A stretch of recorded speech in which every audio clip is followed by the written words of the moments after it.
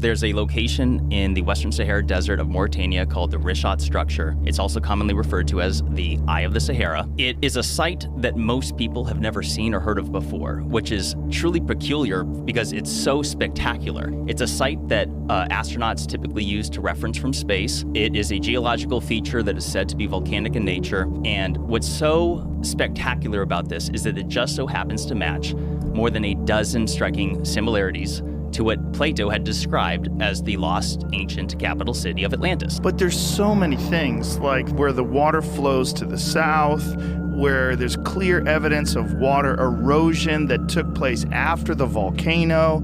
There's so much that points to that possibly being Atlantis. It's spectacular. Plato had described Atlantis as being the capital. Let me just mention that because it was an empire said to be made up of 10 kingdoms. And what I'm focusing on is the lost capital city, which was said to be made up of concentric circles, 3 of water, 2 of land, which matches the Richat structure. It also was said to have an opening to the sea at the south. And if you look at it from satellite imagery, you can clearly see that water had ran through it. And furthermore, it was said to have mountains to the north, and you just so happen to have mountains called the Atlas mountain chain, which Atlas was said to be the very first king of Atlantis. And what's interesting is that their very first known king was also named Atlas, but it goes further than that. Like, there's geological similarities, such as the fact that Atlantis was said to be made up of red, black, and white color stone, which is another similarity you see at the Richat structure. It was said to have an abundance of gold and that the outer walls were lined with it. And it turns out that Mauritania is loaded with gold, and not only that, the richest person ever known to exist in all of mankind is Mansa Musa of the Mali Empire,